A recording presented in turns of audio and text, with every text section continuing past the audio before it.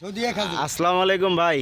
ওয়ালাইকুম আসসালাম ভাই, আপনার এই যে খেজুরের গাছ দেখতে পাচ্ছি যে আসলে চারা যে করছেন, আসলে এই চারা কিভাবে সম্ভব? যে আসলে কোন দেশের খেজুর, এটা গাছটা কোন দেশের? সৌদির। মানে আপনি কি চারাটা নিজেই করেছেন? জি। এইভাবে কি চারা করছেন এর আগে? জি করছি। ও, এই যে সামনে যে একটা গাছ দেখতে পাচ্ছি ওইটাই চারা। এটাও চারা? এটা কিভাবে করছেন এই যে চারাটা, আসলে একটু বলবেন? এটা হচ্ছে আপনি যে ছোট থেকে একটা বালতির ভিতরে রাখা, হ্যাঁ, এবং সিলেকশন বালু এবং ওই হাত দিয়ে দেখাই দেন, মানে কোন জায়গায় মানে এই যে সিলেকশন বালু দিতে হবে। লাল বালু যেটা বলে। হ্যাঁ হ্যাঁ। আর এবং গোবরের সার।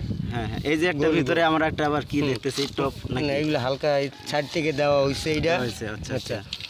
শিকড় যে সময় বেরোবে, এই টবের ভিতরে গাছের গোড়ার থেকে হালকা ছিদ্র করে, ছোট থাকতে ছিদ্র করে আপনার জায়গায় ঢুকাই দিতে হবে। ঢুকাই দিলে পর ওই বালুর ভিতরে আস্তে আস্তে করে শিকড়গুলো আটবে।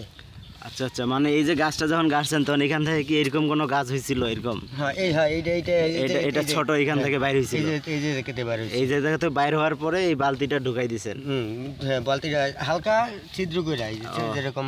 আচ্ছা আচ্ছা, বালতিটা হালকা ছিদ্র করে লাগাইয়া পরে এইগুলা দিয়েছেন, পরে শিকড়টা এদিকে আসছে, গাছটা সব বাইরে। জি জি জি। এটা আবার কবে কাটবেন? এটা বৃষ্টি যে সময় হবে তা সেই সময় কাটে লাগানো হবে। ও, বৃষ্টি যখন হবে তখন এটা কাটে আবার অন্য জায়গায় লাগাবে। মানে আমাদের বাংলাদেশের মানুষ অনেকেই জানে না যে এই যে খেজুরের গাছ থেকে চারা কিভাবে করে, অনেকেই জানে না, অনেক টাকা দিয়ে কিনে নিয়ে আসে। আর এটা কোন দেশের খেজুরের কথা বললেন? সৌদির। আপনার ওই যে ওইদিকে দেখলাম আরেকটা গাছে খেজুর ধরছে, মানে খেজুরের নামটা জানা আছে? মানে কি খেজুর আমি সঠিক বলতে পারবো না, তবে সৌদি আরব থেকে আনছেন এই গাছ, ওই চারাটা করছেন আর কি। আর এই যে পানি দেখতে পাচ্ছি আমরা, এটা কি কারণ? গাছের গোড়ায় শিকারটা আটানোর জন্য পানিটা রাখা হয়।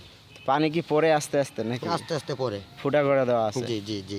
দেখতে পাচ্ছেন দর্শক যে আসলে এই যে সৌদির থেকে গাছ আনার পরে গাছ যে লাগানো হয়েছে, গাছ এখানে রোপণ করার পরেই কিন্তু যে সাইড থেকে যে চারা বাইর হয়, সেই চারা কিন্তু ওরা ঠিক এইভাবে কি করার পর আর খেজুরের যে আসলে মানে চারা যেটা বলে যে আরেক জায়গায় লাগানোর জন্য বা এটা থেকে আরও গাছ বের করার বুদ্ধি হচ্ছে, এটা কৌশল যা আসলে আমরা অনেকেই জানি না।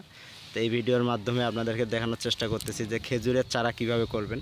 তো মূলত উনি ভাই যে বললো যে আপনি যখন খেজুরের গাছ লাগাবেন সেখান থেকে কিন্তু এখানে একটা কোনো না কোনোভাবে একটা এরকম গাছ বের হয়, প্রত্যেকটা খেজুরের গাছই কিন্তু বের হয়। কিন্তু এটাকে আপনাকে নিতে হলে ঠিক এইভাবে একটা বালতি এবং কি বালু জানি কথা বললেন, এটা সিলেকশন লাল বালু, যেটা আমরা ওই যে সিমেন্টের ঢালাই টালাইয়ের কাজে ব্যবহার করি, আর কিছু গোবর সারটা দিয়ে ঠিক এইভাবে রাখে।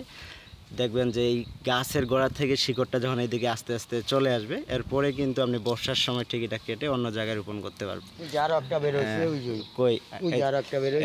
এই জিনিসটা দেখানোর চেষ্টা করতেছি। তাহলে মানে এই যে গাছটা আমাদের সৌদি থেকে, এটা কি সৌদি থেকে সংগ্রহ করা না? জি জি জি। সৌদি থেকে সংগ্রহ করে নিয়ে আসছে। তারপরে দেখতে পাচ্ছেন যে এই যে গাছটা দেখতে পাচ্ছেন, ঠিক এটাও কিন্তু একটা চারা হবে, যেটা এর আগে দেখাইলাম ভিডিওতে।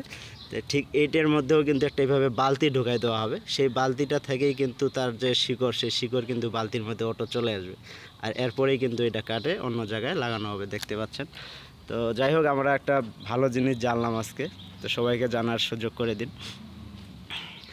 তো আলামিন ভাই, এই কতগুলা গাছ আছে আপনাদের এইভাবে? এই জায়গা আছে আপনার